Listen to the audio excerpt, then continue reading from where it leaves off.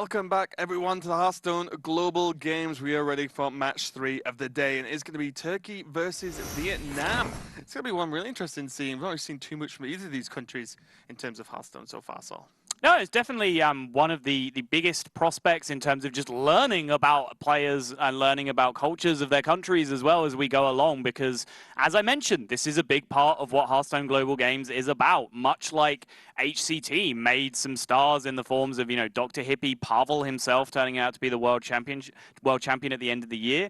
These players didn't really get high-profile invites. They didn't have a big stream, a big organization backing them before HCT went to this huge open format. Now they're, household names in the Hearthstone scene. Now HGG is a similar opportunity for just countries as a whole to really just burgeon their scene locally, because a big performance by a country in this tournament can suddenly, in your home nation itself, bring more players out to fireside gatherings, make more people want to get involved, grow the scene as a whole in these locations. And Turkey, to start with, do have the player with perhaps the best name in the tournament. Stop it, Blizz. Yeah. Is a fantastic name. Thunder Up is the player I know the most out of all these. He's quite a prominent ladder player. As long as that's the same guy, but I'm pretty sure it is. There's a guy called Thunder Up. He gets a very high legend quite regularly on the old ladder. And then we look at Vietnam as well. Nilo is the one of the better well-known players as well, with a lot of good tournament performances in the past. And Chani, Iki, and ZGG Leoz making up that list. But as you mentioned, Thunder Up, very strong ladder player in his own right. You could say that he thunders up the ladder on a regular basis, but you shouldn't, because that would be a terrible joke that no self-respecting person would make while looking at camera. Correct. Yes. Yeah, so you got all the information you need to know about Sol there, but we can see the information about the format. Is going to be, as we mentioned earlier, in case you weren't there, best of 5 between these teams, each player on the team effectively being one deck and needing to get 1 win for the team to make it up to 3 total, and then the first team to 3 will take the series. We see it's going to be Roll versus Icky first, 2 Druids, Paladin and Hunter. Both players will be only choosing one of their own classes to play, and that's going to be a best of 1, effectively. So more Hunter, hopefully. That's all I'm hoping for. Yeah, and the matchups happen as you see them there down the list. Left player playing right player. That happens in a random order, essentially. The teams pick their order, but they don't know who they're going to come up against on the other side, which essentially randomizes it. Then they get the information that we see here, which is which classes are being played by which players, and they get to pick which of their 2 decks they want to play. Roll with that information has chosen to go with Paladin. Icky, on the other hand, is fulfilling Raven's every hope and dream and going with the Hunter. Yeah, and in terms of pick order, though, the only thing that isn't as random is who you choose to be 4th. Correct. Because the 4th player might not have to play. If your team wins or loses 3-0, then the 4th player doesn't play. And then there's also the ace player who will play again if required. Like we saw in the last series, if it goes to 2-2, there is 1 more game. See the players getting ready, though. Roll there from Turkey, and Icky in Vietnam. Looks like he's got a couple of his teammates with him as well, or at least other people. I'm not sure if that's like potential like LAN cafe. It looks that way, yeah. Or just an office. They just have a gaming house maybe in right. their office. That many gaming chairs in one location seems to suspect that it's, not just somebody's apartment. But they just like gaming chairs. I mean, why not? It's possible. But yeah, Turkey and Vietnam, as I said, not countries that have a lot of experience with culturally either. I've traveled a lot, but never been able to visit either Vietnam or Turkey. Although Vietnam is a place that I have looked at ever since I saw a documentary on it, and it's. I think like the perception of Vietnam is that it's a very, it's a kind of crowded city-based kind of place, but there's actually these incredible like forests and greenery, lakes and vistas that you can go to and experience if you actually get out into the countryside. It looks like a phenomenally beautiful country. I've got a friend over there right now, and all I see is pictures that make me jealous that there you go. Also there you go. Definitely somewhere to check out, but Icky's co-founder and player of team Vietnamese-based Hearthstone team Smoking Falcons. The only way that team name would be better if it was Smoking Ravens. but I'll take Falcons as a strong second pick. I like it. Well, this suddenly makes sense. Icky is the chief organizer for a lot of local gatherings and Hearthstone tournaments in Vietnam. So yeah, that seems to bring it all together that they are playing in some kind of LAN location. Roll, on the other hand, though, the highest point earner in Turkey throughout 2016. 47 points is nothing to be sniffed at Not at all, and neither are kebabs, since his last interesting fact was Roll loves kebabs. Everyone loves kebabs. I think they are something to be sniffed at, aren't they? that feeling... Not in that aspect. You're taking me literally. That feeling after you just walk out of a bar at 2 a.m. after having one too many orange juices and just that smell of kebab just makes you incredibly hungry. Yeah, and it always gets the job done. You normally wake up halfway through the night, half-eaten kebab on the side, and then finish it off. We're revealing an awful lot about our lifestyle right now, Raven. Yeah, these could be like UK facts as well. Yeah, Not sure how true. relevant this is across other countries, but we're basically giving you the average UK night out here. Yes. It should be clarified that a kebab in every other country is very different to a kebab in the UK. Yeah. But most importantly, we are getting to the first game. It's going to be Roll versus Icky, Paladin versus Hunter, and no surprise at all at this point, Murloc opener. Yeah, it's happened fairly consistently so far. As I mentioned, there has been a lot of variation in the Paladin lists that have been played in the early days of this new format. We've seen Elementals, we've seen hand buffs, we've seen hand buff Elementals, we've seen N'Zoth, we've seen Control, mid-range, Murlocs, in and out of all those archetypes as well. But as the dust is beginning to settle, everyone is gravitating more or less with 1, 2, maybe 3 cards different, kind of gravitating towards this same list. Yeah, crazy day when we can say a Murloc Paladin is one of the top decks in any given meta. Gonna look like a hold for a lot of these cards. True Silver Champion being held as well. It's gonna be nice to clear up a lot of the early to mid-game Hunter threats very cleanly. Yes, and Hydrologist into Rockpool Hunter can potentially be a lot of tempo early.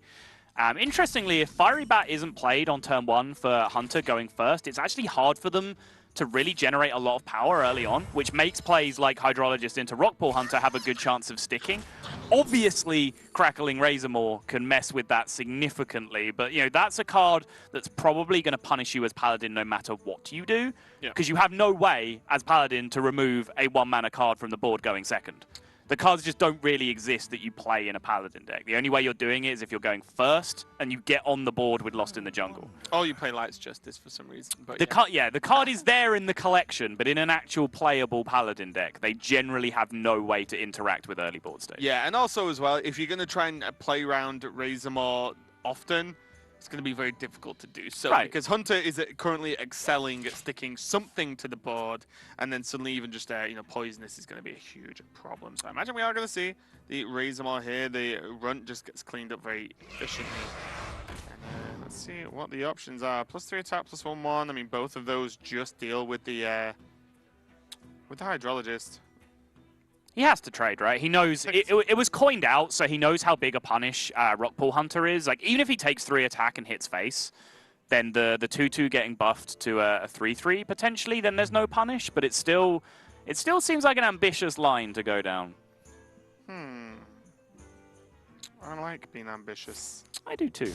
So does Team Vietnam. I like it. This is great identification. The fact that the 3 attack was available. If he took +1/+1, then the buff would be a punish to this play, but taking +3 attack means that even the buff making this a 3/3, it cannot pick up a value trade, and it's just going to have to trade off one of these minions anyway. Why trade when your opponent is going to do it for you?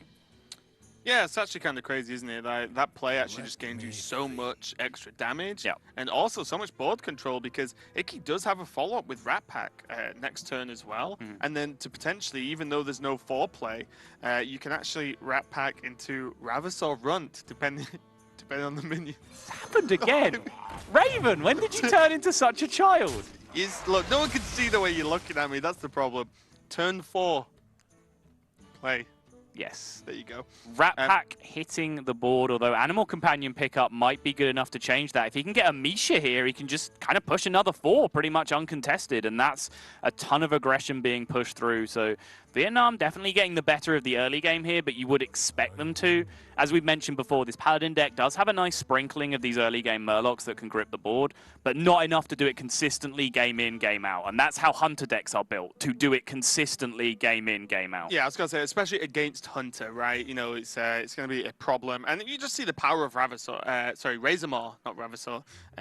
You know, Razormaw getting that adapt is absolutely huge. You know, having that available on 2, you have a minion to play on 1. Is exactly how the Hunter would like to open up every single game if possible. If they could have one thing, they would want 1 drop into Razormaw. I do like the point you made about, you know, if you play around it super aggressively in the early game and deny them doing it, then they're just going to hit it later on a Rat Pack, like, plus attack on a Rat Pack, Wind Fury, a high main, all these kind of... like, okay. At some point, you're going to get Razor Mauled. It kind of reminds me a lot of Houndmaster in that regard, where, yes, absolutely, when you're playing against Hunter, you should do everything you can to stop them Houndmastering on curve on turn 4, because that's huge. But I've seen players just continue to super aggressively play around Houndmaster, turn 5, turn 6, so on and so forth. At some point, mate, you're getting Houndmastered. You just can't stop it happening for the whole game. Very similar as well to the Razor is that, like, stuff in Hunter is cheap enough that once you get to turn 5 or 6, they can do 2 things in a turn, so they'll probably just get it off anyway. So see what happens now. The Macaw returning to the original attack with the Aldo Peacekeeper. So it's going to go for the animal comp as opposed to the Runt. Runt doesn't do too much, whereas if this is Leok, I mean, Huff is good as well. Okay. Said everyone ever. So you hover into the 3/3. What do you trade, a rat or a bird into the 2/1? Raven asking the hard-hitting questions that matter. Well, this is actually correct, because now you keep 1 of each on the board, as opposed to having 2 rats. Excellent. So this is actually the correct play, so good job to Icky. He knows how to Hunter. And most importantly, as we said, there are 2 minions on the board. One of these needs to die, or Nesting Rock is going to look very good next turn. And that is not going to happen. I mean, Nesting Rock is not a card that I'm also, like, not super concerned about playing around in situations like this, because it only gains Taunt. Like, it's a 4/7 either way. The stats are still there regardless, and there's a good chance that when it comes down on turn 5, it's the biggest minion in play anyways. It's kind of the one you want to deal with. There are annoying situations like this where it prevents you from dealing with the small minions. Like the Vilefin Inquisitor just picking up these nice trades would be great. But, I mean, really, is he going to True Silver a 1/1 that turn to play around Nesting Rock? No way. No way. Maybe. Consecrate kind of helps out, but I imagine this is going to be a True Silver turn, and Redemption doesn't really line anything up too good. Maybe we see the Getaway Kodo play with the Hydrologist. That's how confident I always am of getting Getaway Kodo for an off. I was looking at the hand, and I was like, he took Redemption. Why are we talking about... I was like, I see. Yes. I mean, a second Stonehill is always nice, but the problem is it just too slow? When there's a rock on the board, there's 2 1/1s. We can see that there's high main, but just the fact Hunter has 4 cards means something's going on next turn that's going to be strong, right? Your confidence was misplaced, sir. It would have been, if I did it, would have been fine. Oh, I see. Yeah. The ultimate out.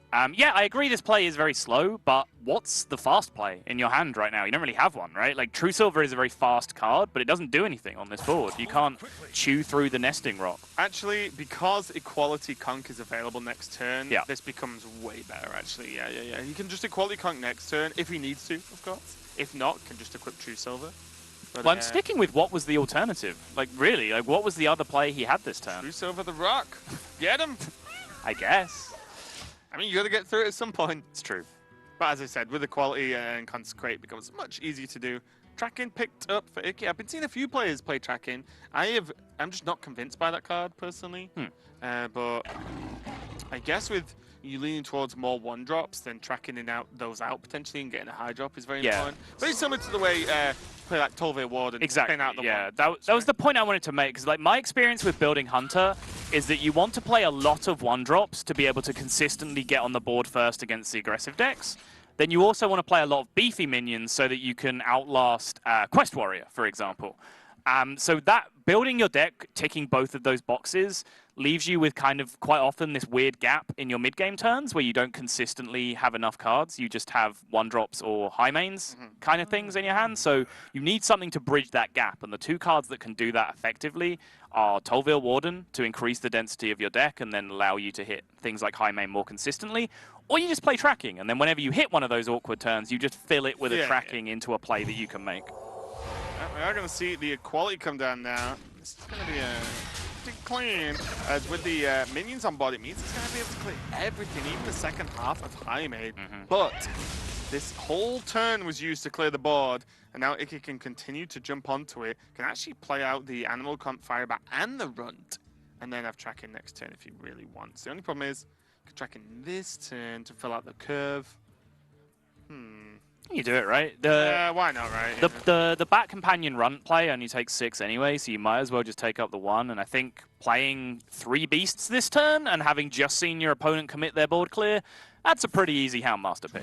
Yeah, I like it. Leok, not too bad. Doesn't look amazing like on its own, but with Houndmaster available, it's quite the formidable beast. 2 1-1s, I guess.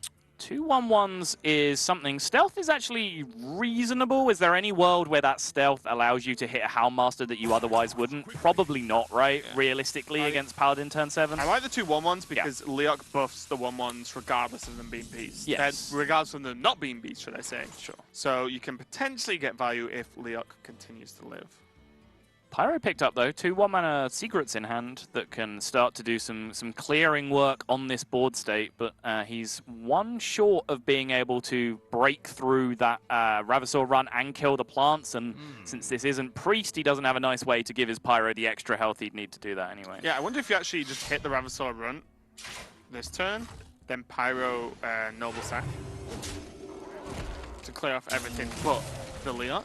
It's possible. I think like the line here from Roll is that he's True Silvering the Leok to reduce the most damage here, and then next turn he's just looking to True Silver the run and then do it that way. Because he can even like if he's setting up for Pyro Spike Ridge Steed is I think what he's doing. So next turn, even if there's a big minion played that he can't clear, he can hit the 2/2 with the True Silver, Pyro Spike Ridge Steed to clear the board, and then there'd be just that one minion being contested. Yeah, there's even a chance he's just setting up for Drake. Also just possible, hits him to the run, plays Drake next turn, has a 4/8 on board. But he's got a lot of options though, and I think that's the important part here. The health differences are significant though. Icky on 28, not really been touched too much, but Roll is edging towards the point of being in the scary parts of health when you're against Hunter. Yes. And we've seen no heal so far. I imagine there's at least Ragnaros Lightlord in the deck. And hopefully one Forbidden Heal. I think one is needed. Oh, unless you might play the horse. Ivory Knight. Yeah. He might play Ivory Knight actually instead of a Forbidden Healing. But I don't know, like this is definitely looking rough now with Bow as well. This might just be too much to handle here. It might be. There's a True Silver for a little bit of healing, and there are big taunts available, both the Drake and the Spike Ridge Steed, the two options that are a sort of quasi-board clear as well as a huge taunt this turn. Sunkeeper Terran pickup now is very relevant as well, and just looking at the Drake versus Pyro thing, I kind of like the Pyro, because you then have this huge health Pyro that you can use over time with the secrets. The difference now is that the line of play of True Silver over 2 turns plus AoE kind of got shut down by this Houndmaster anyway. But in the world where that plan worked out, I think I just liked the Pyro because of that opportunity to just continue board nuking the turn after and the turn after with the 1-mana secrets and the huge health pool on your Pyro. Yeah. So looking at whether maybe even Hero Power into Tarim would be any good. Just so you can kill off the bat. You have 2 3/3s against your 3/7 and 3/3. But I don't think it does too much versus the Pyro potential. So if Drake adds power to the board, leaves the power on the board the same as the Pyro Steed play. He is going to go for Pyro Steed, so I think his thinking is similar to mine. There's also the addition that like Primordial Drake is just a much more universally strong card. You can just slam it in a lot of situations. Well, at worst, it's a 4/8 taunt. Exactly. Like, at worst. Right. Whereas Spike Ridge Steed actually requires a target for you to land it on. So I think, this is a lot more taunt in play for a similar amount of mana, and you can follow this up later now with Primordial Drake, which is just a universally stronger card. And it's going to actually use the kill command here on the Wild Pyro. Guess this is reasonably safe. I wondered whether he just kill command Hero. Just get him in a couple of turns. He probably doesn't die. That's going to be wary of heal though. That's the problem. Yeah, there's Rag Lightlord and there's Rag Lightlord plus another healing card at least usually in this deck. Whether that healing card is Forbidden Healing or Ivory Knight, as you talked about, is somewhat up for debate, but Rag Lightlord is almost ever present. There is Stonehill Defender cards that can get picked up as well that turn into Rag Lightlord. There are a lot of ways for the Paladin to heal. Icky, perhaps rightly scared of the healing being there, but my question is, does this play win the game too often? So you have a 2/2 on the board, right? So this play, by not kill command hero powering face, your play is playing around your opponent having healing. Yeah. Significant amounts of healing as But well. you're also not putting yourself in range of any draws, right? Right. But if your opponent has that healing and you have a 2/2 on the board and you've killed his taunt, aren't you losing to that same healing anyway? Sure. That's true. I don't really see the upside of the play that was made by Vietnam that turn. Also, as well, disclaimer, Stonehill cannot get you Ragnaros. Oh, what am I thinking of? Oh, I'm thinking of Servant of Kalamos. Oh, I've made that exact mistake. Just before. I've made that exact mistake, but in reverse last week as well. Some really? part of my brain just keeps mixing those two up. I don't know what it is. Just I can imagine. Thanks. I love that you're always here for me, Raven. Unfortunately so, yes. Yeah. Always am, regardless of however mean you may be sometimes. But multiple one-drops, this is what we were saying earlier. Like, imagine if Tolve was played beforehand. Obviously, the game would look different, but you're much less likely to draw into these and draw into the bigger guys in the deck. This is pretty much how you lose with Hunter a lot of the time. I wonder if the risk was just worth it of the kill command. If the Pyro was just a taunt, cool, I'm down. But because it was the Spike Ridge T to summon the 2/6 as well, it's like, that is a lot of damage to try and plow through. It really is. No cards in hand. And because it's, the part that bothers me is that he didn't develop board presence behind it. He just had a 2/2. It's not like the Hyena was growing into a game-winning threat. It was just a 2/2. If the plants were actually beasts, right? Right, like, sure. Suddenly you're like, okay. Right, but like kill command hero power face, you win the game over 2 turns if there's no healing. You put them down to 3, right, from the position that they were in. And you still have draws, your second kill command, for example, right, as well. Exactly. Get you a sneaky out. So in that position, you're losing to large amounts of healing, like Rag Lightlord or like Forbidden Healing. But if you're just developing a 2/2 on the board and allowing them to play into it, I just feel like you lose to that same healing anyway, so your play just hasn't really improved on the situation. Yeah, especially when the healing is either a full Forbidden Healing, which is 20 health, or it's Ragnaros, which is 8 healing plus an 8/8. Yep. So... And it's pretty much, I mean, it's happened in exact clarity. We've seen the absolute minimum amount of healing that could be classified as healing, just the second True Silver from Turkey's deck. 2 off.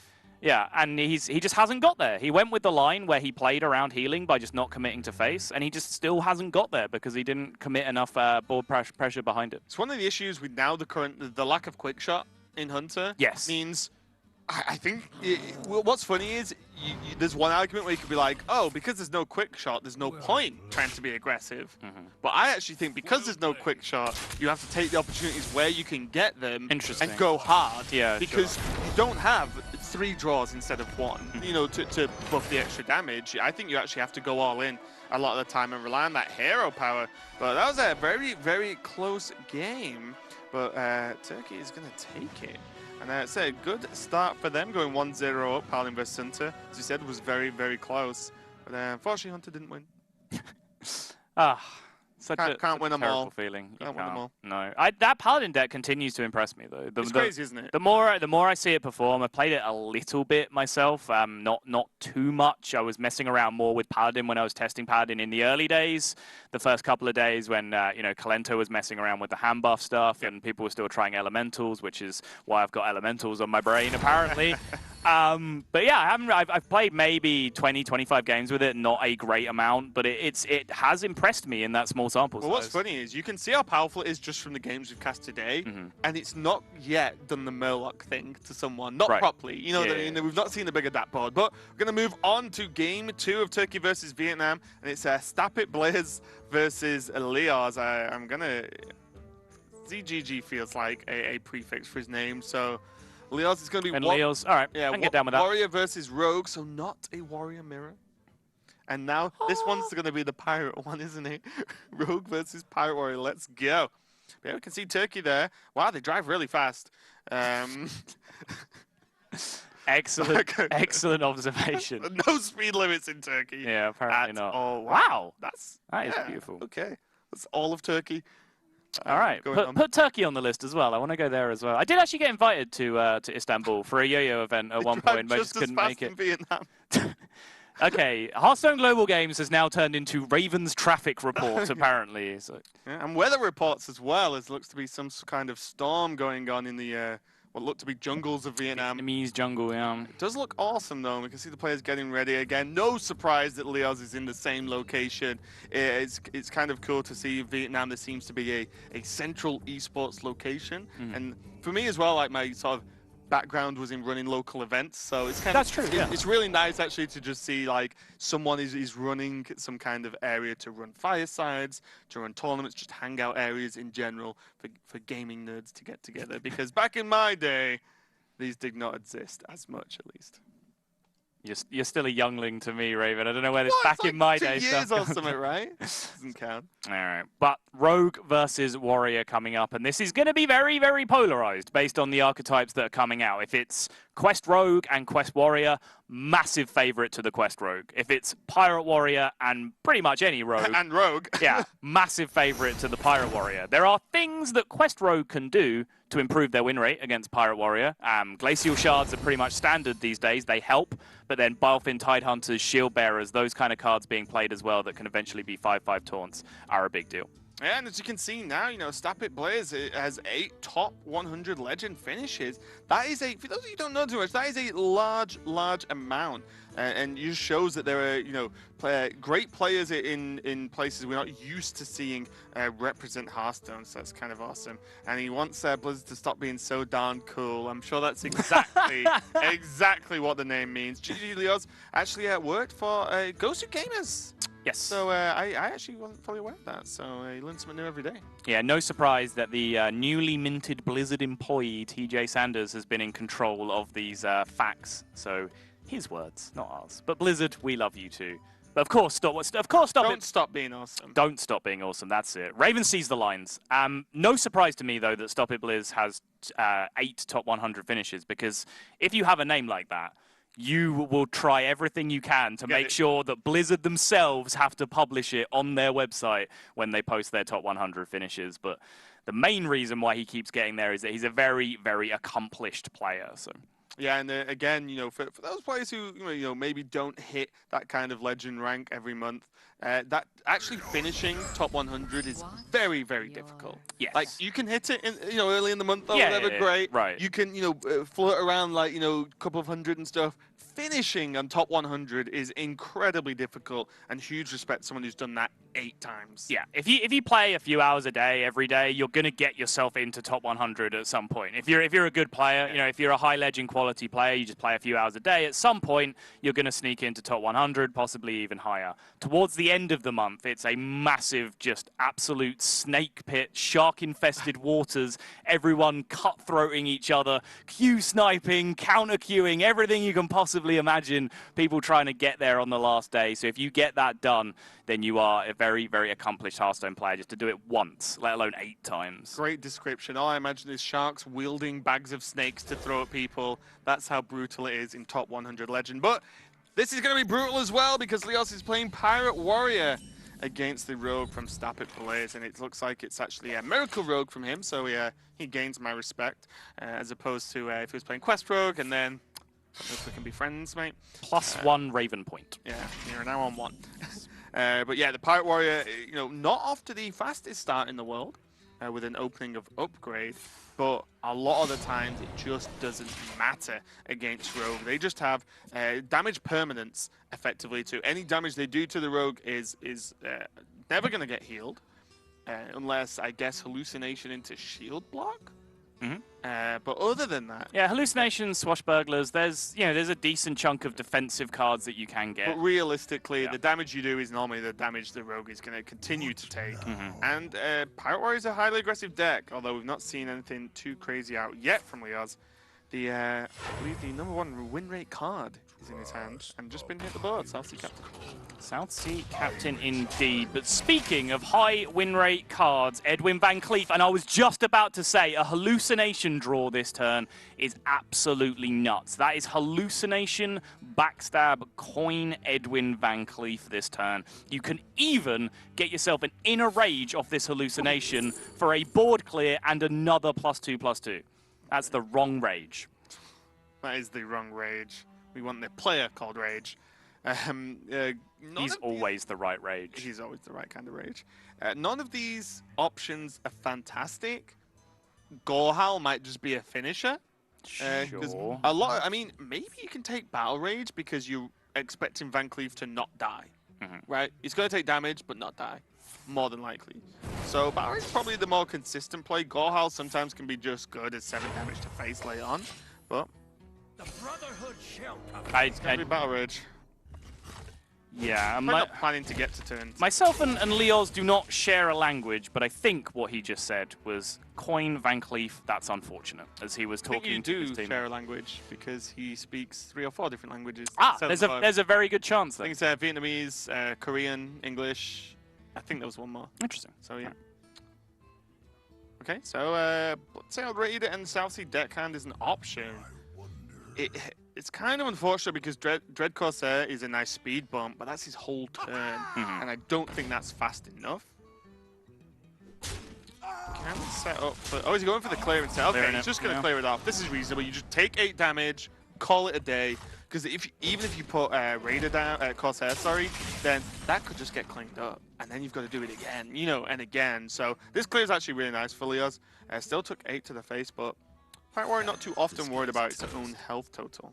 Yeah, I've seen this happen and had this happen to me on a scary number of occasions now, where I make an 8-8, even a 10-10 Van Cleef early as Rogue. The Pirate Warriors, or the good Pirate Warriors, will generally just trade into it and then start again, because if you try and race it, there's that 10 damage on board that's pushing you, but you also make more cards in your opponent's deck good against you, right? Because if they have a 10-10 stuck on the board and you try to race it, if their hand is backstabs and eviscerates and fan of knives, yeah, they could just use those to clear your minions and they're pushing damage. Whereas if they have nothing on board and they spend their whole turn clearing your minions, great, you just play more minions next turn. You equip Arcanite Reaper, you push damage. So I think this is a situation I've actually seen Pirate Warrior win from a lot more than you might expect. Obviously, it's a fantastic play for the Rogue, and it increases their win rate exponentially to have that big Van Cleef opening. But I don't think it's checkmate as long as you generally do trade into it as the Pirate Warrior. Yeah, and we're going to see a bit of a big play here from Turkey. It's going to be the coin Gadgetzan into Backstab trade. Backstab just going to try and draw in something great. Second Gadgetzan, not great at all. But the onus is now on Leoz from Vietnam to deal with this Gadgetzan, because even as a deck as aggressive as this Warrior, I believe you do not want to give your opponent a way out when they only have 2 cards in hand. Right. The Abyss pickup would have been pretty nice. Stubbit Blizz would have had Battle Rage live to at least draw the 1 card off the injured Valera itself, so it would have drawn 2 with the Auctioneer on the board.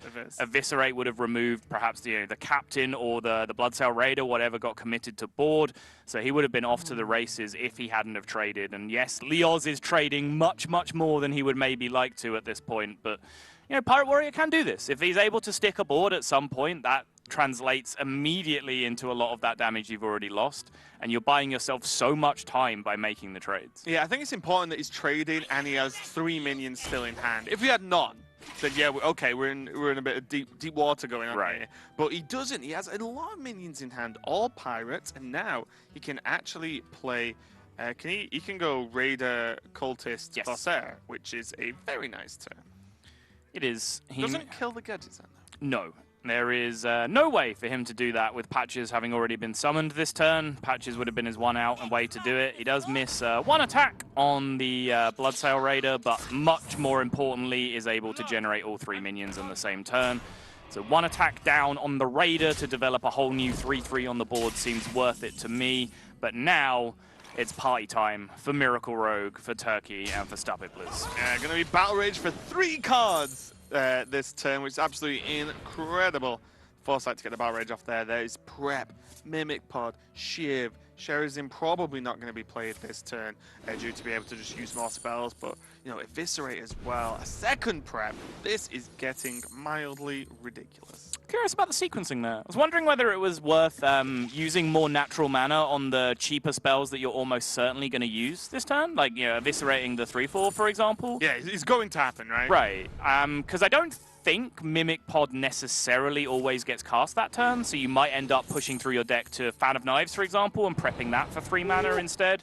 These are very small things that come in Miracle Turn sequencing that are not always relevant, and I'm not even convinced that I'm right in that situation, but they're worth thinking about. Yeah, he can clear this up very easy. Now Arcane Giant now being It's going to be free.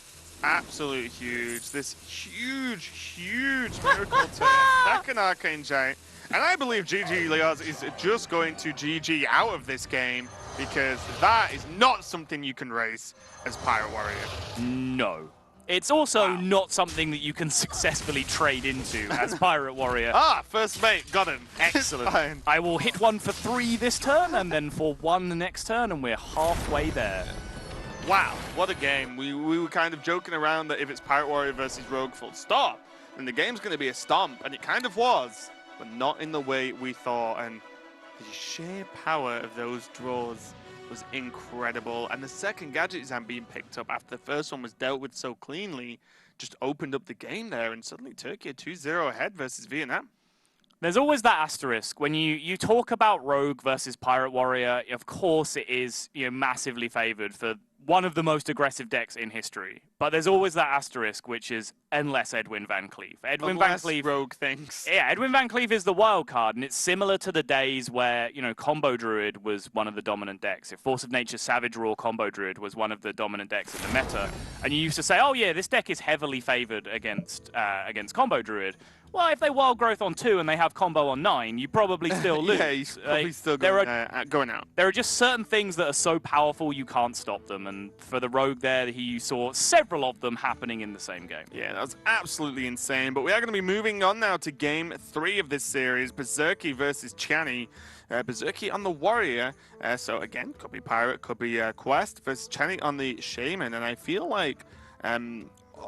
if it is Quest Warrior, correct me if you've had different experience, but I feel like Shaman's one that can go pretty well versus Quest Warrior. A mixture of the hero power, creating additional token, just to make their Die Insect hero power quite, not as good later on. Also, they have hexes to just sweep through the high health taunts.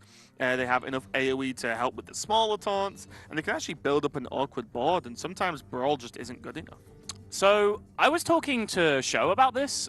Sho actually spoke to me and said, I was watching the first week of HGG, and you said that you felt that Elemental Shaman was favored against Taunt Warrior.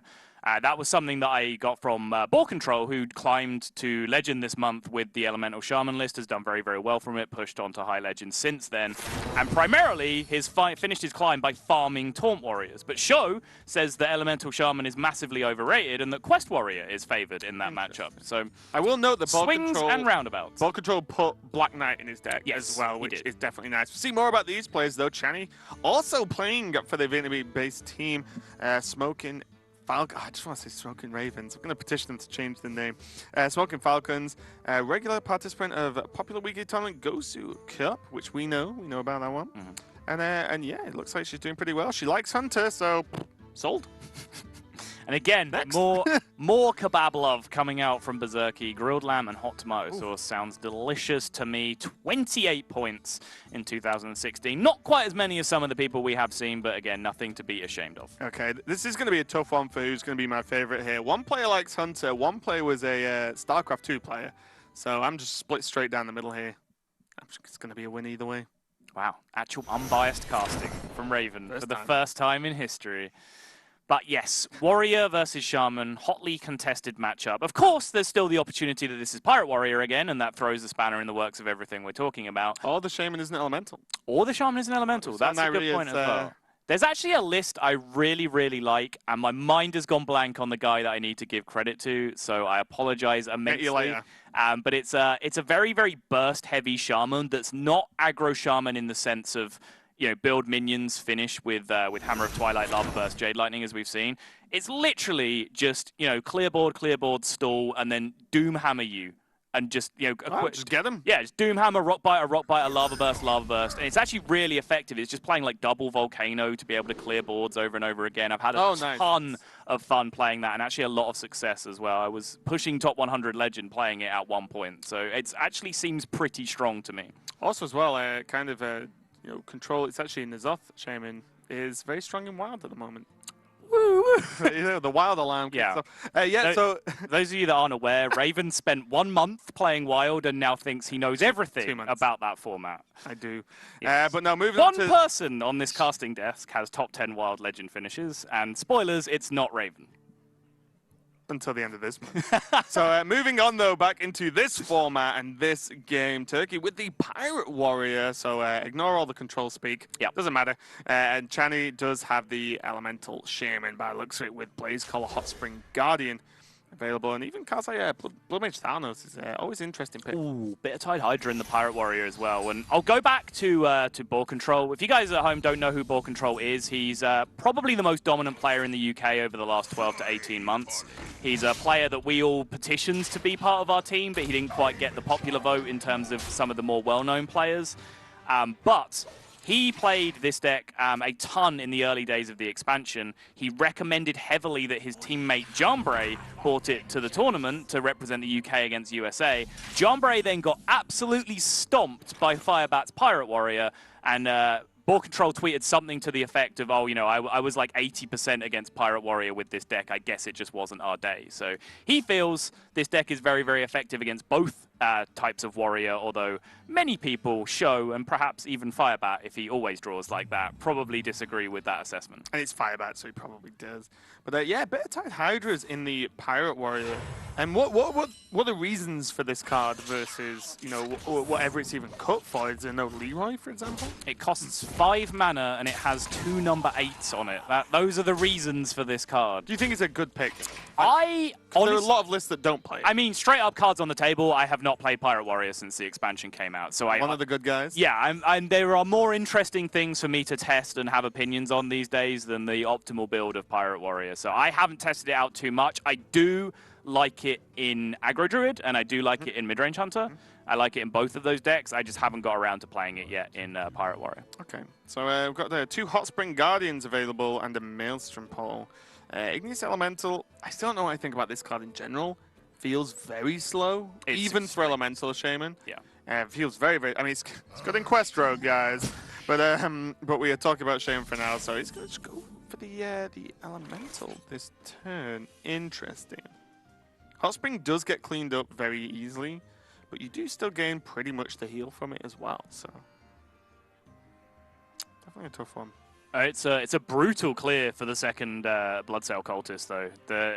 Obviously not expecting the Blood Cell Cultist number 2 is Vietnam at this point, having just seen the first one already, but this is already just a ridiculous board state. And, you know, most commonly, Elemental Shamans are fairly weak on terms of Lightning Storms. They just play Maelstrom Portal, and then they have Kalamos as their Lightning Storm. They don't often play more than one natural copy of Lightning Storm in the deck. Yeah, we did see a couple of players bringing Volcano, though. That's true. Being one that of is them. true, And yeah. Volcano is a card I actually love. The more I play that card, the more I like it. So there is a chance. But as we said as well, you know, these are countries from around the world playing, and although, you know, the internet is a wonderful thing and you can pretty much watch anyone play at this point and check out tons of decks, some regions do prefer their own styles and prefer their own, you know, versions of the deck list. So there's a chance that we might not see it from the Vietnamese team. If you like Volcano that much, you should play that Burst Doom. Okay, you have to give me that list. It's really strong. By the way, someone tweet at me and let me know that guy's name that I've forgotten, and I will retweet and give credit where due. I hate doing that. The guy's built an awesome deck, and I've just forgotten his name. I'm just already picturing the responses. Tweet at me and let me know the guy's name I forgot. Yes. Raven. I could just see. I'll preemptively make the joke before anyone else does. But yeah, you haven't lived until you've played Acolyte of Pain into Volcano, cleared your opponent's board, and drawn 3 cards. It's beautiful. Oh my God.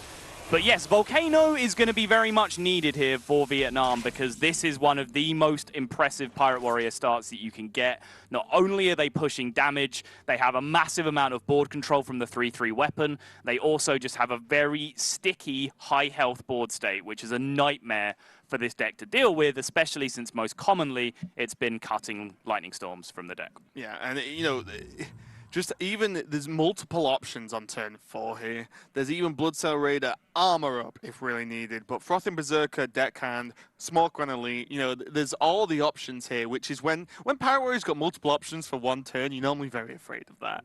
So yeah, this is all going well, and looks like Berserker has a bit of Tide Hydra ready for 5 as well, so going to continue with more options going forward. I do think I just like the Cork run to the Hot Spring. You conquer on face, right? You trade the weapon and a 1/1. Oh, and sure. just smash face, yeah. You know what? I actually just forgot the weapon was 3. I thought it was Yeah, 2. the weapon got real big, real fast. Yeah, true. Yep, you're completely right. This is just way better. You get rid of your one health minions, or at least one of them, make you much less susceptible to the lack of AoE we were talking about. And this is just grim for Team Vietnam here. We could be on the verge of a 3-0 sweep for Turkey here today. Yep. Hot Spring and Flame Tongue is about as good as it gets this turn, though. Allows this Flame Elemental to do something relevant, which Turkey didn't have to let it do. They could have chosen to trade into it there to play around this exact scenario, but I think Berserky and Turkey in general are just... sorry, I had to make that right at some point. It just felt too nice to say it. I apologize. But yeah, I think he just feels so comfortable that he's just happy pushing damage. Even the worst case scenario, which this basically was, outside of Lightning Storm, this is about the worst thing that could have happened to him this turn, and it's still just fine. Yep. Yeah, it's looking pretty grim.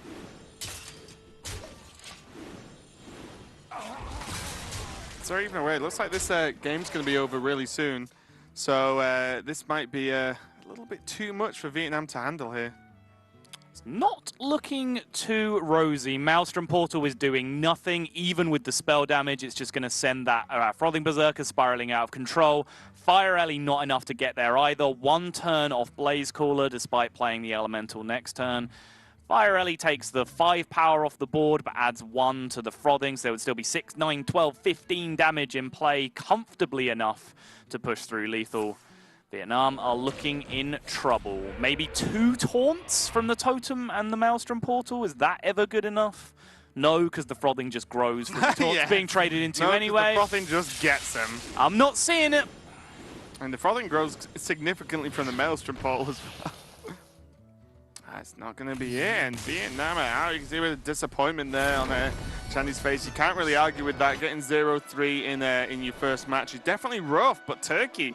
Great, super solid performance actually. Like they're not messing around. Even the Miracle Rogue turn was, a good identification of, exactly when you need to try and go off and just about hold on. Yeah. And organize that long Miracle turn really well. Pirate Warrior just got him, so you can't really argue with that, I guess.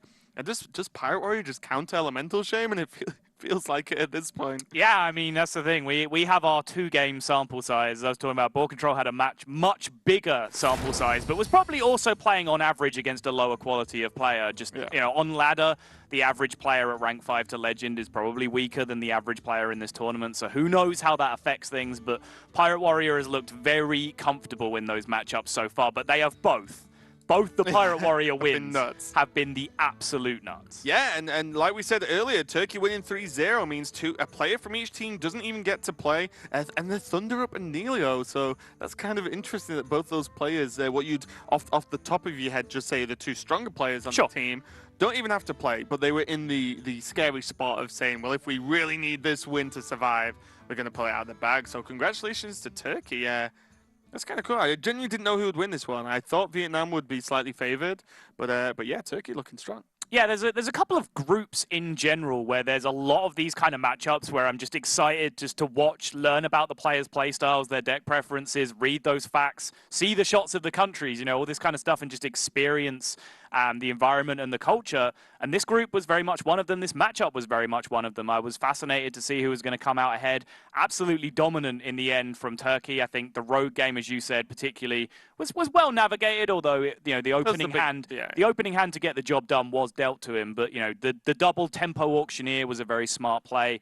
And then the Pirate Warrior game, when you needed a perfect Pirate Warrior game, Blizzard provided. Yeah, so that's going to be match 3 done for today.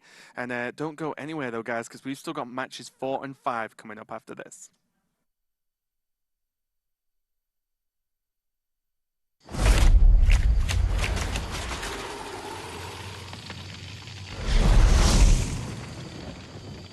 We're almost there. Quiet down, everyone. This is not like any of our previous expeditions. This will be far more ambitious. We're stepping into a land of primordial wonder. Infused with with astonishing elemental energies. The plant life here holds very unusual properties. So don't touch anything. And while you may be excited to see the local fauna, you might want to make sure they don't see you. Because their powers of adaptation are devastating.